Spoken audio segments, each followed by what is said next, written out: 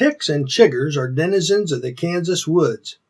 Of all Midwestern outdoor threats, they're the most common source of summer trouble for anyone hiking, hunting, or working outdoors.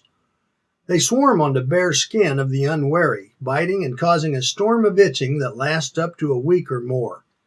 And worse, tick bites can transmit a variety of nasty long-term diseases that often don't show up for several weeks. Right now, in spite of taking precautions, I'm recovering from Lyme disease caused by a tick bite experienced more than a month ago. Fortunately, adult ticks are easy to see and feel as they crawl over skin.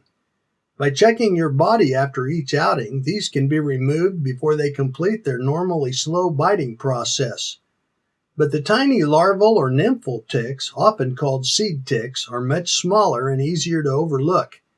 And they often bite immediately, causing potential blood problems before you can find and remove them.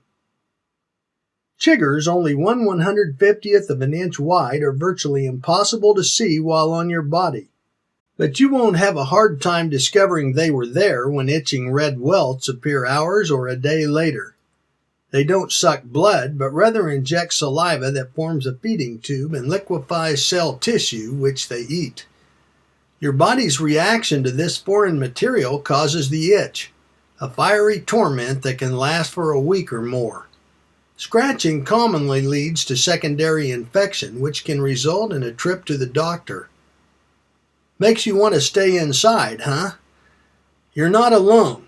Even veteran outdoors enthusiasts weigh the consequences of walking through summer grass habitat. Chiggers and ticks are most active in hot weather, hiding in grass and shrubby cover to wait for a passing meal. But precautions can help. Wear tightly woven socks and boots and long pants when hiking outdoors. Spray your clothing heavily with insect repellent at least waist high, since wading ticks and chiggers can be at the tips of tall grass or shrubs. Check for and remove all ticks immediately after being outdoors. Bathe and wash all clothing as soon as possible. If bites occur, expect some misery. Forget the wives' tales about rubbing kerosene on bites and covering them with nail polish or the like. Some relief can be found by using anti-itch creams, applying medicated powders over affected areas, and applying ice or cold water to bites. Or use all of these things. Avoid the urge to scratch, especially with power tools like rotary wire brushes or vibrating electric sanders. Be watchful of tick bites that can transmit disease. Often, symptoms of Lyme disease or Rocky Mountain spotted fever may take up to 2 weeks to appear. If fever, joint or neck pain, or swollen lymph glands appear after a tick bite, be sure to tell your doctor.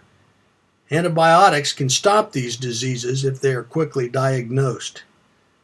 Let's hope for cold weather soon. I'm Mike Blair for Kansas Wildlife and Parks.